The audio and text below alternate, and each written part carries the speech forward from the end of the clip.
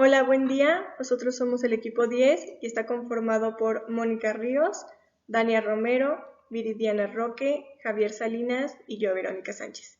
El tercer síndrome del cual hablaremos será el síndrome de la punta de la basilar, que se da a nivel del mesencéfalo. Este síndrome también es llamado como el síndrome del top de la basilar y no se limita a afectar solo a esta estructura. También puede llegar a afectar el tálamo y a porciones de la corteza, como sería el temporal y el occipital. Pero en este video nos enfocaremos más en cómo afecta al mesencéfalo. Para este síndrome, Javier y Viridiana explicarán la anatomía relacionada. Después, Viridiana explicará por qué las causas de este síndrome.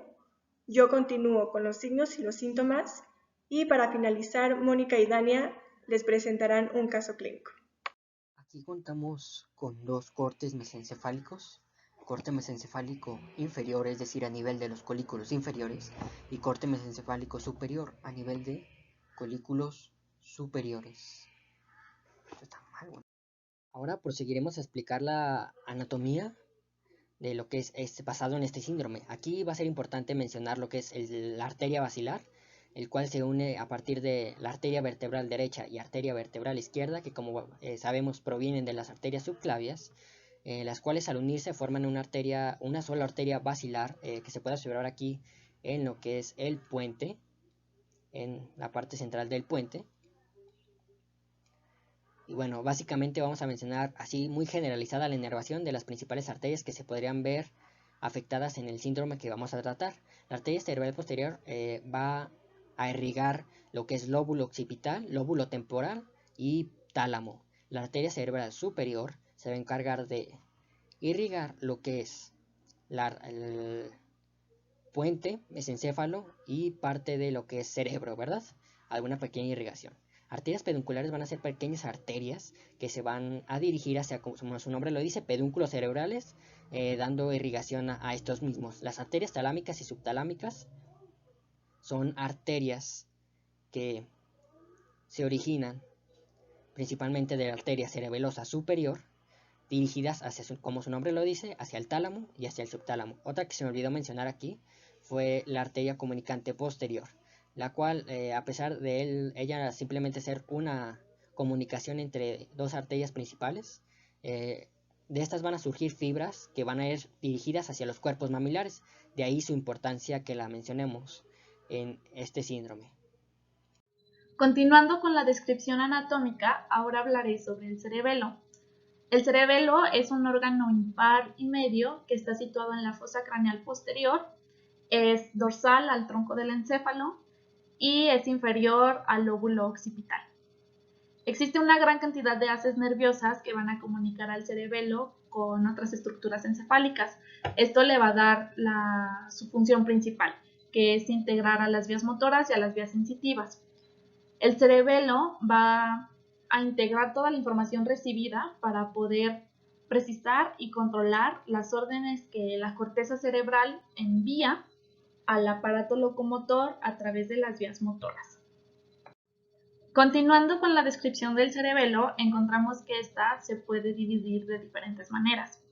Morfológicamente hablando, encontramos que la superficie del cerebelo está surcada por muchas fisuras transversales, entre las cuales destacan dos: la fisura primaria y la fisura dorsolateral.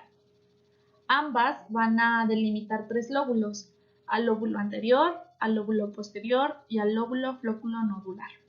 Esta es la división morfológica. También podemos dividirla en sustancia gris y sustancia blanca.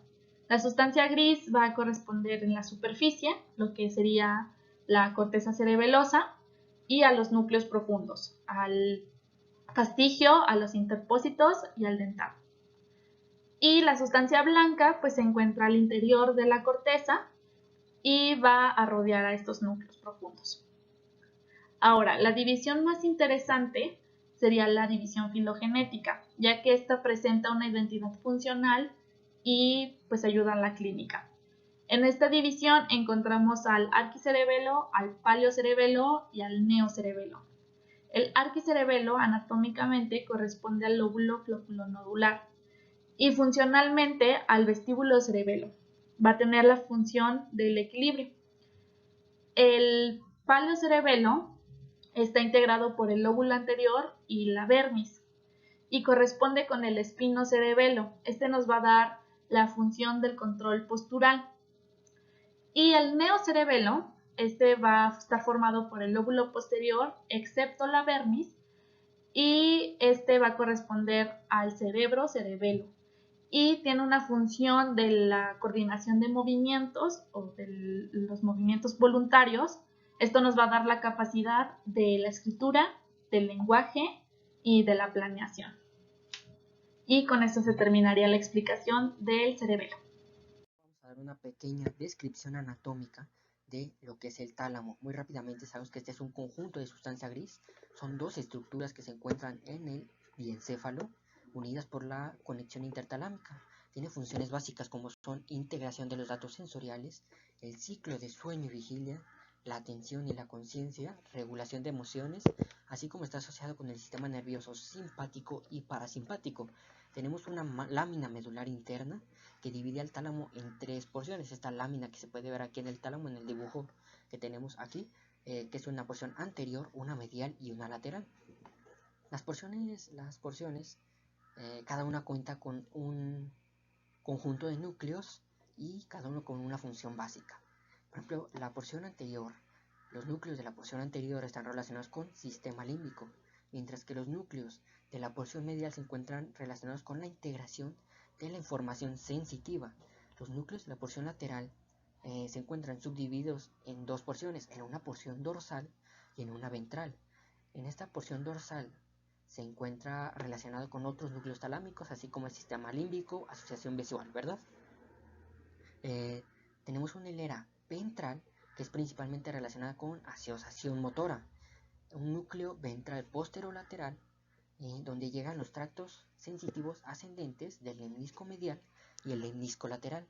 Un núcleo pulvinar, este núcleo que tenemos aquí en azul, muy posterior, es una zona de asociación visual, así como dos pequeños cuerpos en la parte posterior de este núcleo pulvinar, que son el núcleo pulvinar, los cuerpos geniculados medial y lateral. El medial se encuentra relacionado con la vía de auditiva, mientras que el lateral es con la vía visual. Bueno, la causa de este síndrome sería una oclusión de la arteria basilar en su porción rostral o de sus ramas emergentes. Como se puede ver en la imagen de esta diapositiva, es una representación justamente de la oclusión de la arteria basilar. Esto lo que va a provocar pues va a ser un mal flujo sanguíneo y va a llevar a isquemia y o necrosis de diferentes áreas. Sabiendo ya la irrigación, pues podríamos saber que las áreas afectadas van a ser el mesencéfalo, la protuberancia anular, el tálamo y el lóbulo occipital. Entonces, esto va a dar variaciones sobre los signos y los síntomas y que se explicarán a continuación. Los signos y síntomas del síndrome de la punta de la basilar son las siguientes. Primero serían los defectos visuales, que es la hemianopsia. Esta es la falta de la visión o ceguera que afecta únicamente a la mitad del campo visual. También se puede presentar la ceguera cortical, que es la pérdida de la visión con reflejos pupilares a la luz intactos, y se da por la afectación del lóbulo occipital, ya que este es el que se encarga de la visión. También se presenta el síndrome de Balint, o también conocido como ataxia óptica. Esto se da por afección de las cortezas occipital, parietal y temporal. Se caracteriza por varios síntomas. El primero sería ataxia óptica o potenciales problemas en el cálculo de la distancia. Otro también puede ser por la parálisis psíquica de la mirada o también llamada ataxia ocular. Y también se da el trastorno general de la atención visual. Otro de los signos o síntomas son las anormalidades de los movimientos de los ojos. El primero es la anormalidad de la mirada vertical. En este caso, el paciente tendrá una mirada hacia arriba deteriorada. Otra es la retracción del párpado, o mejor conocida como el signo de Collier. También se presentará el trastorno de convergencia, que esto se refiere a que los ojos no pueden funcionar juntos al mirar objetos cercanos. Este trastorno provoca que un ojo se mueva hacia afuera en lugar de hacia adentro junto con el otro ojo, lo que provocará una visión borrosa o doble. También se pueden considerar anomalías pupilares.